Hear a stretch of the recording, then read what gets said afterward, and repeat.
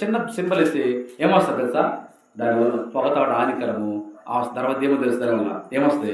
Cancer కూడా వచ్చే కారణం. అందుకే సిమ్లా గుట్క మీద చూడండి, క్యాన్సర్ బొమ్మ భయంకర బొమ్మ వేసి ఉంటుంది ఆ పరిస్థితి, రోగం వచ్చిన పరిస్థితిగా.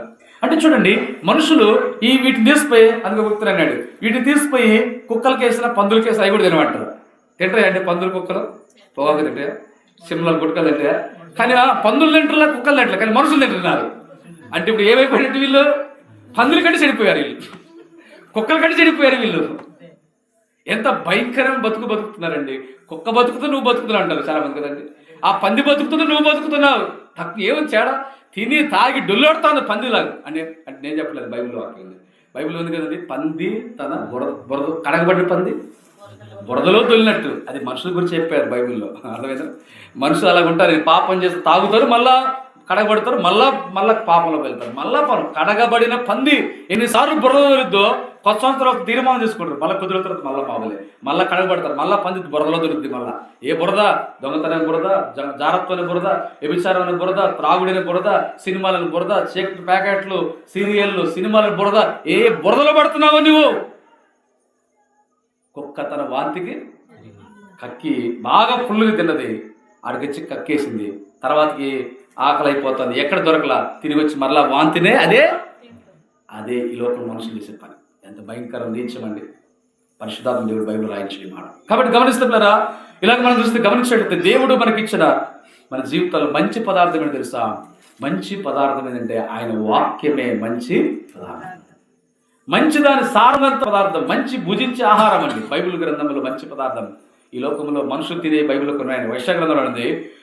మనకు కట్ల పొయ్యి, మన పల్లెలు బాగా తెలుసు, కట్ల పొయ్యి ఉంది కదండి.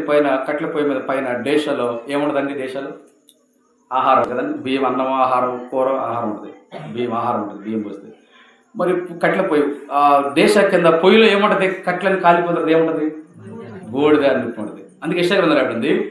ఆ పాత్రలోని ఆహారం తింటలేదంట, పొయ్యిలోని బూడిద తింటున్నారంట. మనుషులు ఏం తింటున్నారు చెప్పండి? బూడిద తింటున్నారు. యెషయా గ్రంథంలో మాట ఉంది బైబిల్లో. అంటే మనుషులు బూడిద తింటున్నారు, పాత్రల ఆహారం ఏమో యేసు ప్రభు వారు, దేవుని వాక్యం. బూడిద ఎవరో తెలుసా? యేసు ప్రభు కాంతి మిగతాయి. మీకు అర్థమైంది కదా? అంటే మనుషులు బూడిద తింటున్నారు, ఆ మనుషులు ఆహారం కాంతిని తింటున్నారు యెషయా గ్రంథంలో రానట్లుగా. తర్వాత చూస్తే పందులు తినే పొట్టు కోసం వచ్చాడు. అంటే పందులు తినే పొట్టు కోసం తింటున్నారు. పిల్లలు గమనించండి.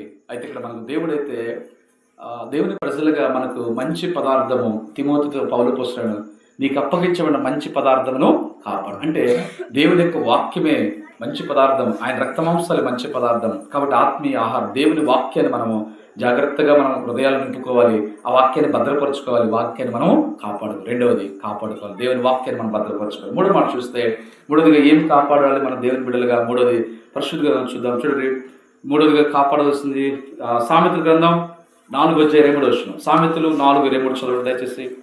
సామెతలు 4:23. మూడవదిగా మనం కాపాడుకోవాల్సిన దేవుని బిడ్డలు మనం ఏమేమి కాపాడాలి? నీ హృదయంలో నుండి కాబట్టి అన్నిటికంటే ముఖ్యముగా నీ హృదయమును భద్రముగా కాపాడుకును. కాబట్టి ఇప్పుడు చెప్పండి, మూడవది ఏం కాపాడుకోవాలమ్మా? ఈ హృదయంలోనే, మన దేహంలో అన్నిటికంటే ప్రాముఖ్యమైన ఈ హార్ట్, హృదయం. అంటే ఇక్కడ మనం చూస్తే హృదయంలో నుంచి జీవజలధారలు ప్రవహిస్తాయి కనుక అన్నిటికంటే ముఖ్యంగా హృదయాన్ని భద్రంగా హృదయాన్ని భద్రంగా కాపాడుకోవాలి. అందుకే హృదయం అన్నిటికంటే ఘోరమైన. కాబట్టి ప్రాముఖ్యంగా హృదయాన్ని, ఈ హృదయము మానవ హృదయం చెడిపోయింది, ఘోరమైన కాదు. కానీ మన హృదయం మనల్ని ఏం చేస్తుంది సార్ అనేసారి మనం మోసం చేసే పరిస్థితులు ఉంటాయి. అందుకే దేవుడి బిడ్డలుగా మనం మన జీవితంలో హృదయాన్ని భద్రంగా కాపాడుకోవాలి. ఎందుకు చాలా మంది తప్పుతున్నారు?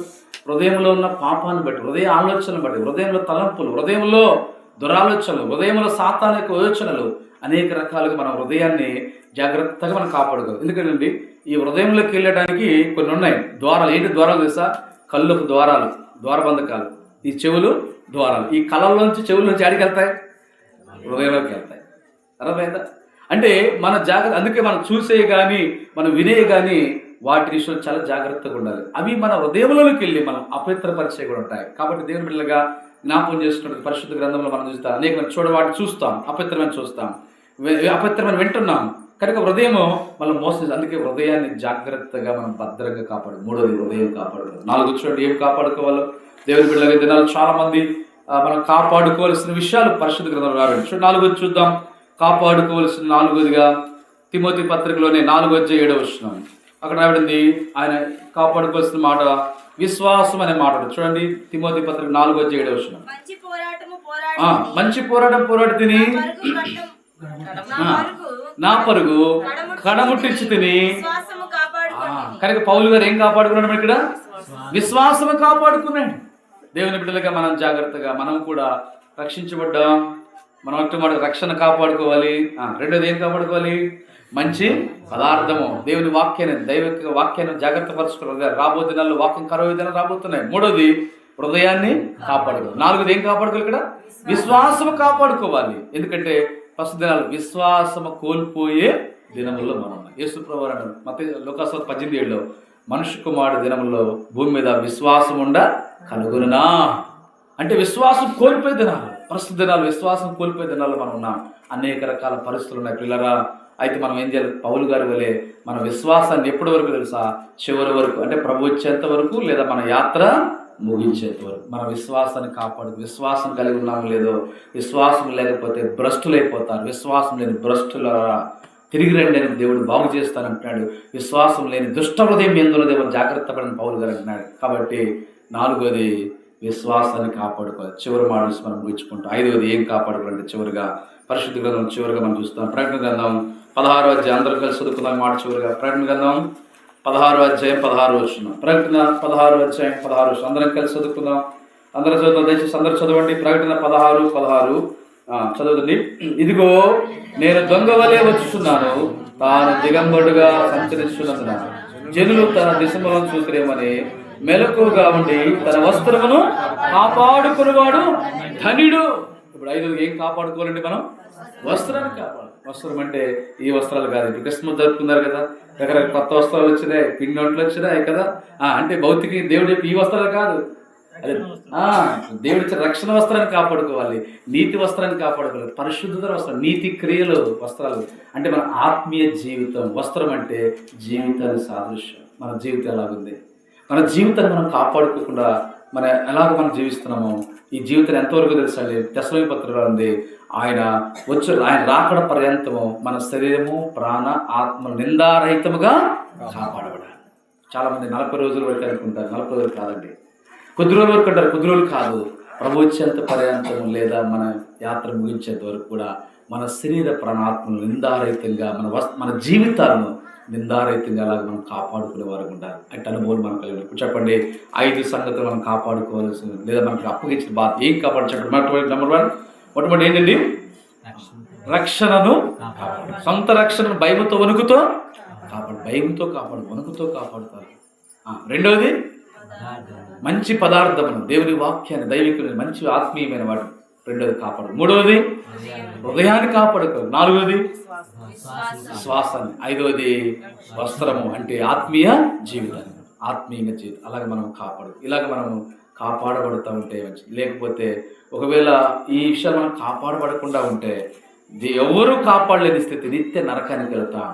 ఆ నిత్య నరకంలో అగ్ని కూడా, అక్కడ ధనవంతులు కాపాడేవాడే లేరు. ధనవంతుడు అక్కడ భూమి మీద ఇలాగ జీవిస్తే మనం ఇక్కడ పిల్లలు గమనించండి ప్రియ సహోదరి సహోదరు, ఈ భూమి మీద మనకు ఇక్కడ మన ఇష్టానుసారం జీవిస్తాం. ఇక్కడ మన ఇష్టమే. ఒక రోజున ప్రభు దగ్గరికి వెళ్తే అక్కడ ప్రభు ఇష్టము, అప్పుడు మనకి చాలా కష్టము, ఎంతో నష్టము. జాగ్రత్తగా గమనించండి. ఆత్మీయ జీవితాలు ఏదో పై భక్తు పైగా నామకార్థస్తులు వెళ్ళొద్దు, తేలిగ్గా జీవించొద్దు, దేవుని విషయంలో లెక్క లేకుండా నామకార్థస్తులు ఉండొద్దు, అయోమయంగా ఉండొద్దు. దైవికంగా వాక్యానుసారం దైవికంగా జీవించి కాపాడబడి నిత్యత్వంలో యుగయుగాలు దేవునితో మనం నిత్యత్వం, మన ఆత్మ యుగయుగాలు దేవునితో కాపాడబడతాం. కనుక అలాంటి కాపుదల కొరకే యేసు ప్రభు ఈ లోకాన్ని పుట్టడమే కాదండి, ఆయన 33 సంవత్సరాలు జీవించాడు. ఆయన మన కొరకు తన రక్తమంతా చిందించారు, మరణం పొందారు. యేసు ప్రభు 3వ తిరిగి లేఖన ప్రకారం తిరిగి లేచినాడు. ఇప్పుడు తిరిగి రాబోతున్నాడు. యేసు ప్రభు రాకడ సమీపంలో మనం ఉన్నాం. మన జీవితంలో 3 విధానంలో 1 దేవుడు మనం ఎలా కాపాడుతూ చూశాడు, అలాగే మనల్ని ఈ కుటుంబాలను కాపాడుతూ వచ్చాడు. ప్రభు స్తోత్రం. 2వది కాపాడాలంటే మనం ఏ లక్షణాలు కలిగి ఉండాలి చూసినాం. 3వదిగా మనం వేటిని కాపాడుకోవాలి. అలాగే ప్రభు మనకు సహాయము చేయను గాక. ఆమేన్.